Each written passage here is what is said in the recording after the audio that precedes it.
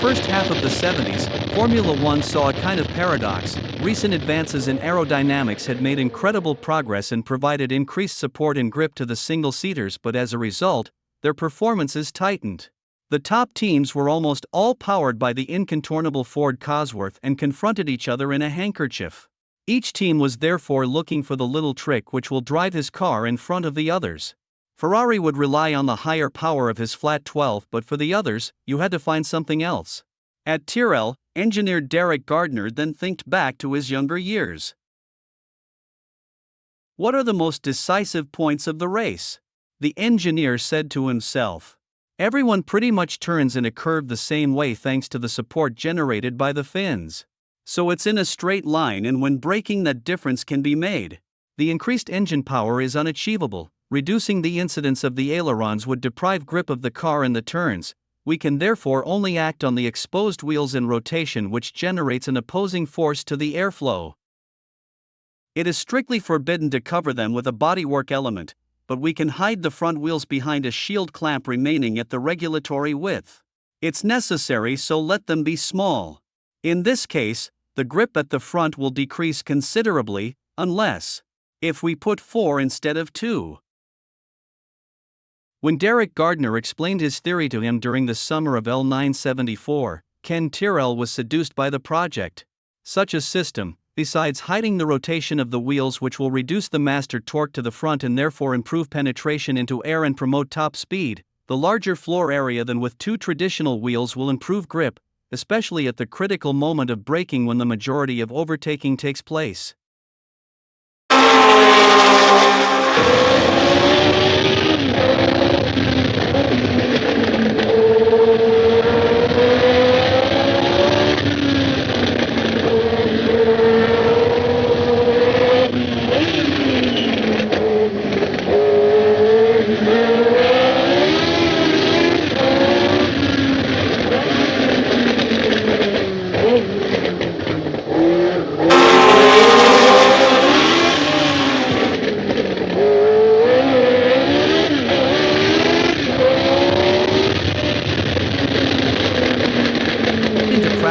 It is important to ensure the cooperation of the suppliers concerned, Lockheed for the brakes, and Goodyear for the tires. It's in the Grand Prix paddock from Austria that Tyrrell and Gardner met Ed Alexander, sports manager of the manufacturer from Akron. The engineer presented him with his figures. Ideally, the wheels should measure 9 inches in diameter, compared to 13.4 normal rims. Goodyear's response will arrive shortly after, but the minimum achievable will be 10 inches. For his part, Lockheed gave its approval for the implementation of suitable pads and discs. With this given as the epicenter, Derek Gardner would therefore launch at the end of the year 1974 his secret project, numbered Project 34. based on the regulation authorizing maximum grille width of 150 centimeters. Gardner made a narrow track so that the double train is hidden by the shield before, thus removing almost all the turbulences due to wheel rotation. The engineer estimates the gain on drag equivalent to about 40 horses.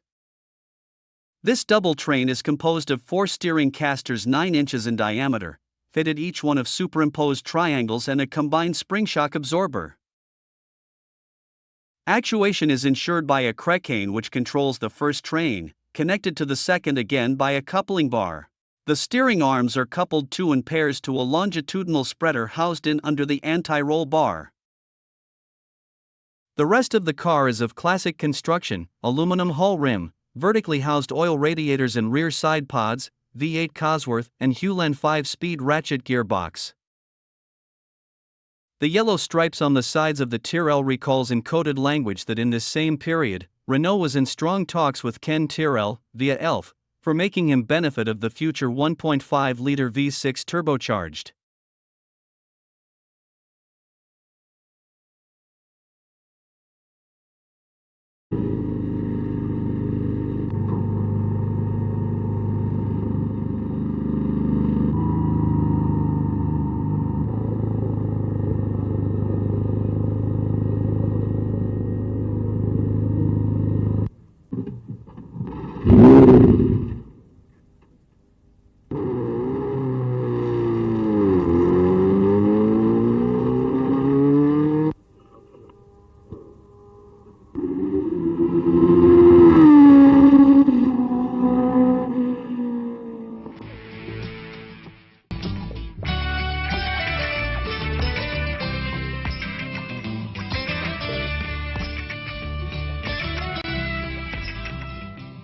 Quand Jackie a décidé d'essayer Projet 34, qu'est-ce que vous avez pensé?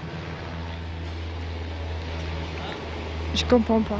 When Jackie decided to try Project 34, what did you think about it? C'est une jockey. Choc. Perhaps it's still a little premature to say categorically that the six-wheel car will be the car of the future, but I think it has a much better chance of being successful than most people gave it when it was first introduced a few weeks ago in London.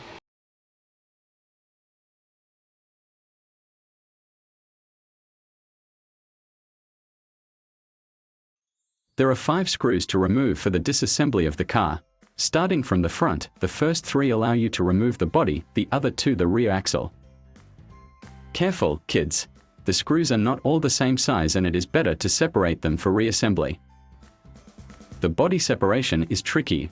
Before disassembling the rear axle, the 2 suspension links must be disengaged. Then, the separation is not easy, and if you can avoid damage to an arm of the suspension, you're MacGyver. In order to access to the magnet, you have to unclip the motor and lift it by swiveling it.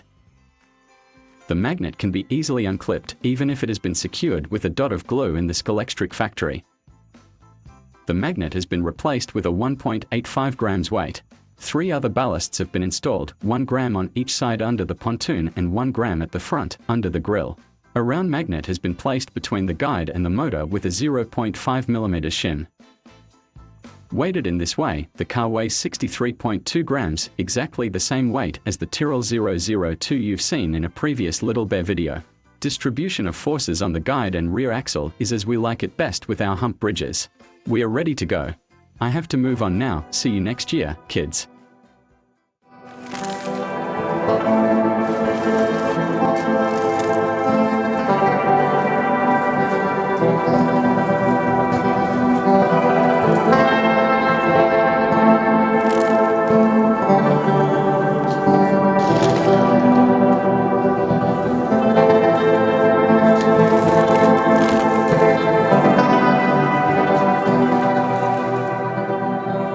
La voiture est très légèrement plus rapide que notre ancienne voiture, ce qui ne veut pas dire plus rapide qu'une Ferrari actuellement. On l'espère, mais ce n'est pas encore prouvé. Ken Tyrrell's team stunning the opposition. Ex-driver Jackie Stewart talking to McLaren boss Teddy Mayer. They too at a loss of what to make of it. Well, the car is a completely different proposition for the drivers from what they're used to. Designed by Derek Gardner to improve air penetration, improve front-end grip and braking.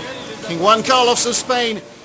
The P34 was logically entrusted to Patrick Depailler for the 1976 Spanish Grand Prix. Logically because the Frenchman had been very strongly involved in the development of the monoplace. This and his driving style, more flowing than that by Scheckter, suited the car better. During testing for the Spanish Grand Prix in 1976 for its premiere released, the P34 sported this curious intake which will be quickly abandoned, because detrimental to the stability in the rear of the single-seater. With a nice third place on the grid behind the favorites Hunt and Lauda, Patrick will demonstrate that the Tyrrell six-wheeler is not a gadget like some persisted in thinking so.